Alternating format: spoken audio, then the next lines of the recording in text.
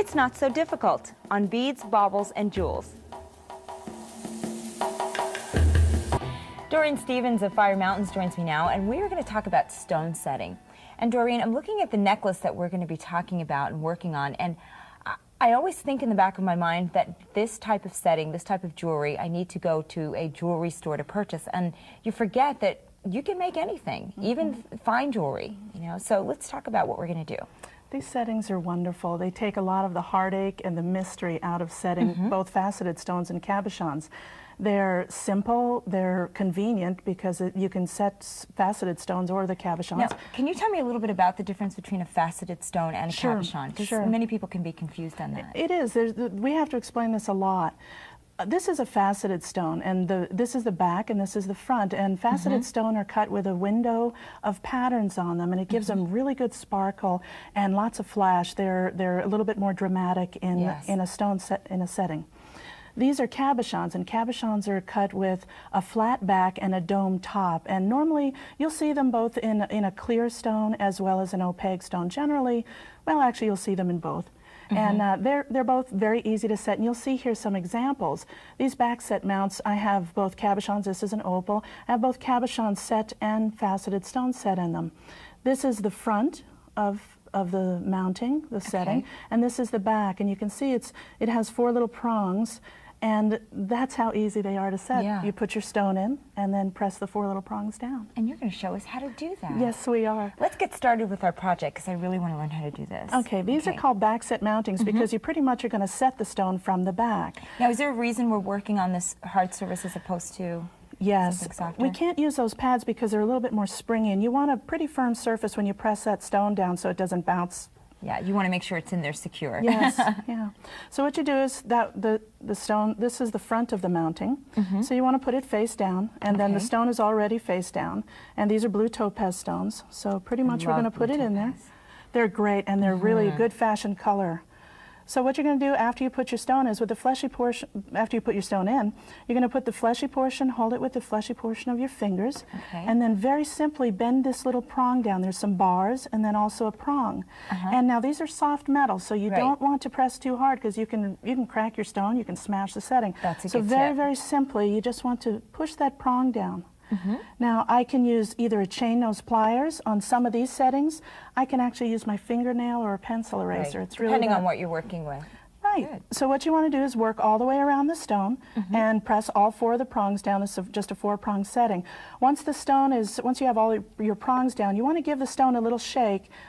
Just hold it like this and kind of shake it. You want to make sure it's not loose in there. If it's loose, you want to just secure the prongs just a little tiny bit more. You don't want any stone loose. So after that's set, what we've done is pre-measured a section of chain. This one's 18 inches long.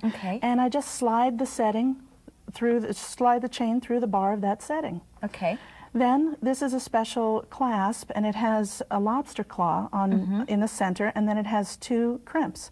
I just put the end of the chain into this crimp, and then just press down with my chain nose pliers. That's great, and you just do that to the other side. Yeah, you do it to the other side. Now, after you put your crimp clasp on, you can't add any more beads. So if you wanted to add any beads on here or anything else, accents on the side if you wanted to. You have to do it before you secure the clasp. That's the only problem. That's really quite simple, and just think of the savings. You know, really. It is, and it only takes probably a minute to set one of these. It's amazing. So your first one maybe a little bit longer. yeah, for me. Let's move on to some earrings, because you can make yourself a full set. The earrings are just as simple to set. Same thing, you'll turn the setting upside down. And now with the ear stud, you're going to want to be careful because this ear stud portion can break off very easily. So you're going to want to hold it, place your stone in. Sometimes you could take the ear nut off, put your stone in the same way, and then set your stone, hold it like this, set your stone the same way. And here you can see I've set all the stones in my earrings and in my ear studs and in my dangles.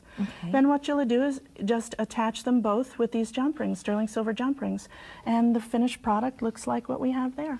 Yeah, so you can have, you can make it a stud, or if you want to make it a little bit of a dangle. Exactly. You can do that and as actually well. You can use them both ways. You could, if you have a pair of chain nose pliers, you could wear them as a stud, or if you want, just attach it and kind of have a little bit more versatility. Yeah. Definitely. And of course, so many different variety of colors that you can use as well.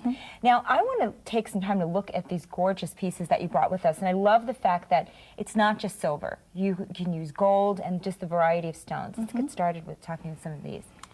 So this one is made with a gold-filled chain and citrine stones and gold and gold-filled settings. The top bracelet is also, it's made with cubic zirconia, so I wanted a little bit something more flashy. Right. So I like that orange and yellow combination. That's nice. The others, the sterling silver to the left is made with iolite stones. It's a great look for your blue tones. And then the gold with the chain is a chandelier style, which is really popular right now. And it's nice because some of them are more simple, you know, more delicate, and then you have some that are a little more fashion-friendly and a little more dramatic. Great. And earrings. Every woman needs about 100 pairs of earrings. And these line earrings, the style is so in right now, definitely. Yeah, lots of dangle, lots of drama in those earrings, as well as the smaller ones on the bottom, those lever backs, are a real popular secure style. Exactly. And it kind of has a hinged back that hold them secure on the ear. And that's nice if you want something that's just a little bit closer to the face, you know, not dangly. And speaking of something a little bit closer, the citrine earrings there are set with the same settings as our blue topaz here, and they're nice. They're real playful. Really put a lot of light next to the jawline. Yeah, those are gorgeous. Well, thanks, Doreen. My I had pleasure. a great time. Well, that's it for today's show. You know, those macrame knots I learned a few years back really came in handy today.